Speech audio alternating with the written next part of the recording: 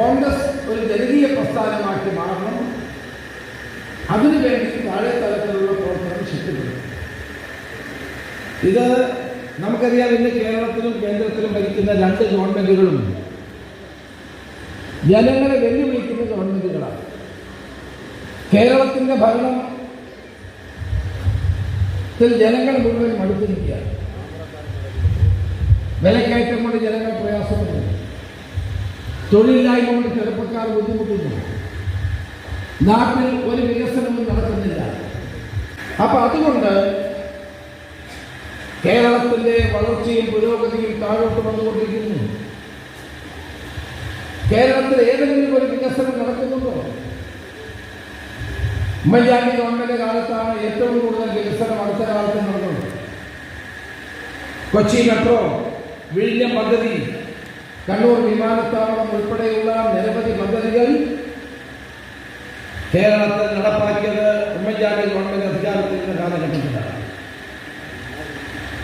ഇന്ന് ഏതെങ്കിലും ഒരു വികസനം നടത്തിയതായി കഴിഞ്ഞ 8 വർഷക്കാലത്തിനിടയിൽ ഇടതുമുന്നണിക്ക് പറയാൻ കഴിയുമോ?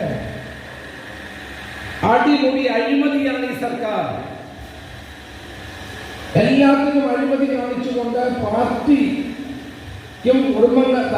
പാർട്ടിക്കാരുടെ കുടുംബങ്ങൾക്കും വേണ്ടി മാത്രം നാട് ഭരിക്കുന്ന ഒരു ഗവൺമെന്റാണ്.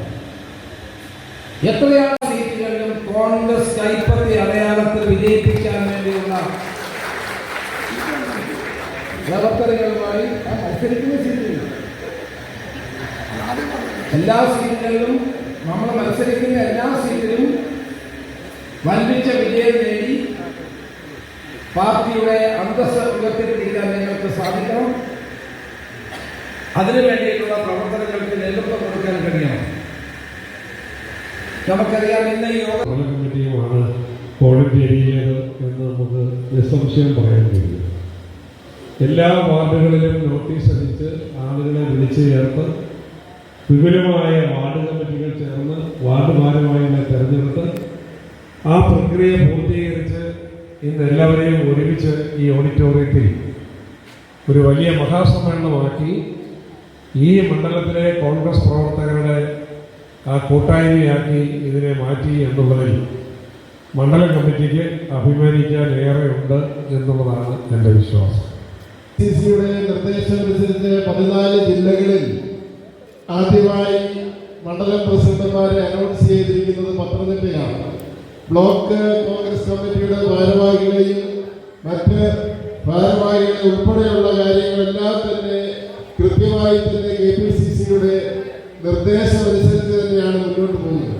ഞാൻ പറയാൻ ആഗ്രഹിച്ചത്, ഈ 75 മണ്ഡലം കോൺഗ്രസ് കമ്മിറ്റികളിൽ കൃത്യമായി കേരള പ്രദേശ് കോൺഗ്രസ് കമ്മിറ്റിയുടെയും DCCയുടെയും AICCയുടെയും പരിപാടികളെല്ലാം തന്നെ യുദ്ധകാല അടിസ്ഥാനത്തിൽ ശ്രീ ജോമോഹൻ പുതുപ്പറമ്പിലിന്റെ നേതൃത്വത്തിൽ മുന്നോട്ട് പോകുമ്പോൾ തീർച്ചയായും ഇവിടെ സൂചിപ്പിച്ച ആസന്നമായിരിക്കുന്ന തദ്ദേശ സ്വയംഭരണ തെരഞ്ഞെടുപ്പിൽ നമുക്ക് നഷ്ടപ്പെട്ടു പോയ കോഴഞ്ചേരി പഞ്ചായത്ത് ഉൾപ്പെടെ പിടിച്ചെടുക്കുവാൻ അദ്ദേഹത്തിന്റെ പ്രവർത്തനം മാതൃകയാക്കണമെന്നാണ് എനിക്ക് ഇവിടെ സൂചിപ്പിക്കുവാനുള്ളത്. ഞങ്ങളെ പ്രയാസപ്പെടുത്തുന്ന രീതിയിൽ, പ്രാദേശികമായി കഷ്ടപ്പെടുന്ന മണ്ഡല കമ്മിറ്റികളെ പ്രയാസപ്പെടുത്തുന്ന രീതിയിൽ MP ഉൾപ്പെടെ ഇരിക്കുന്ന നേതൃത്വം, UDFന്റെ കൺവീനറുണ്ട്, DC പ്രസിഡന്റുണ്ട്.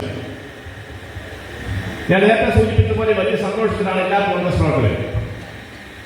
നിങ്ങൾ ഇതിനു മുമ്പ് ഇത്തരത്തിൽ ഒരു വിപുലമായ ഒരു ശില്പശാല ഇതിൽ നിന്ന് പല ആളുകളും പങ്കെടുത്തിട്ടെന്ന് എനിക്ക് തോന്നുന്നു. നിരവധി ആളുകൾ മുൻനിരയിലിരിപ്പുണ്ട്.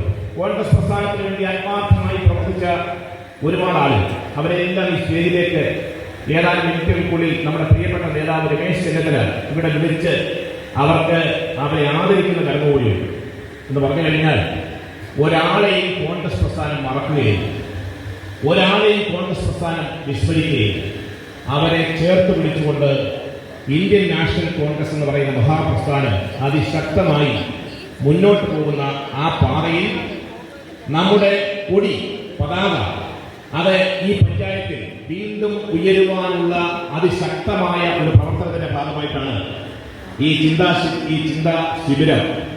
ശിബിരം ഇവിടെ സംഘടിപ്പിച്ചിരിക്കുന്നതെന്ന് ആത്മാർത്ഥമായി ഞാൻ പറയാൻ ആഗ്രഹിക്കുക. കോൺഗ്രസ് പ്രസ്ഥാനത്തിൽ നിങ്ങളെല്ലാം